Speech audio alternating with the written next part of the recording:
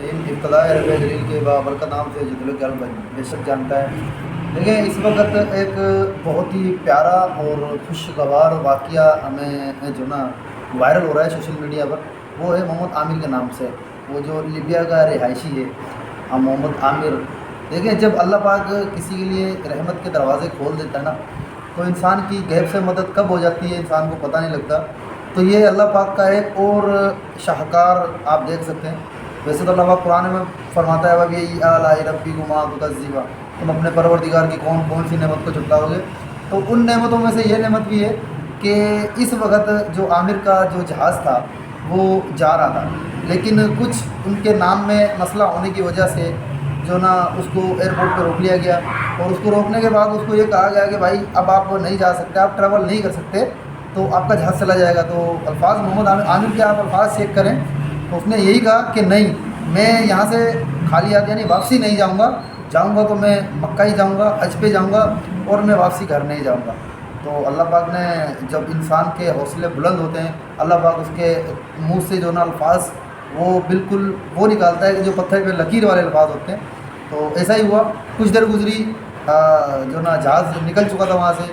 تھوڑی دیر کے بعد کچھ پتہ لگا کہ جہاز میں ٹیکنیکی فالٹ کی وجہ سے جہاز کو ریٹرن بلا لیا گیا ہے، یعنی ریٹرن لینڈنگ کر لی گئی ہے. لینڈنگ کے بعد 10 منٹ کے بعد پھر سے دوبارہ جہاز چلا گیا. تو وہ ٹیکنیکل چیزیں تھیں، کچھ خراب ہوئی، اس کو صحیح کیا.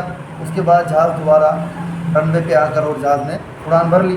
اب اس کے بعد بھی وہاں کے جو اہلکار تھے، جو پولیس والے تھے وہاں کے، تو انہوں نے یہ کہا کہ نہیں، اب آپ کا جہاز جا چکا ہے، لہٰذا آپ ابھی گھر چلے جائیں.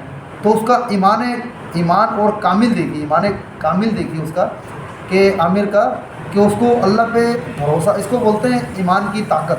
تو الحمدللہ ایمان کی طاقت یہی تھی کہ تھوڑی دیر گزری، پھر دوبارہ سے جہاز میں کوئی ٹیکنیکی فالٹ ہوا، کوئی ایسا مسئلہ ہوا، جہاز اڑان بھر چکا تھا.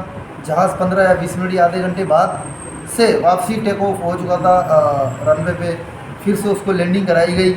اور جب جہاز جو نا یعنی واپسی آ چکا تھا، اور واپسی آنے کے بعد جو جہاز کے پیسنجر تھے ان لوگوں کے یہ الفاظ ہیں کہ جہاز کا جو پائلٹ تھا نا، اس نے یہ ایک الفاظ دہرایا کہ میں بغیر عامر کے اس جہاز کو اڑا نہیں سکتا، اس جہاز کو میں لے کے نہیں جاؤں گا بغیر عامر کے. تو وہی شخص تھا. اور کچھ دیر گزری، وہی اہلکار تھے جو ان کو منع کر رہے تھے، وہی اہلکار ان کو جہاز کی طرف لے کے آئے، اور ایک شخص نے ویڈیو بنا کے ڈال دی.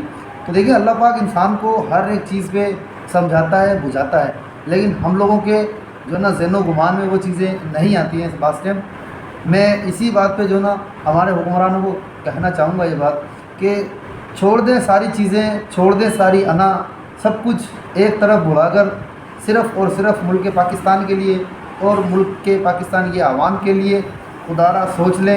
آپ کی بڑی مہربانی ہوگی اگر آپ ملک پاکستان اور ملک پاکستان کی بقا کے لیے، آپ ملک پاکستان کے عوام کے لیے سوچ لیں گے. ہمارے اسٹیبلشمنٹ کو بھی میں یہ کہنا چاہوں گا، اور دوسرے جو حکمران ہیں سب سے میں یہی کہنا چاہوں گا کہ ساری چیزیں بھلا کر، ساری چیزیں چھوڑ کر اس وقت صرف اور صرف ملک پاکستان کا ساتھ دیجیے.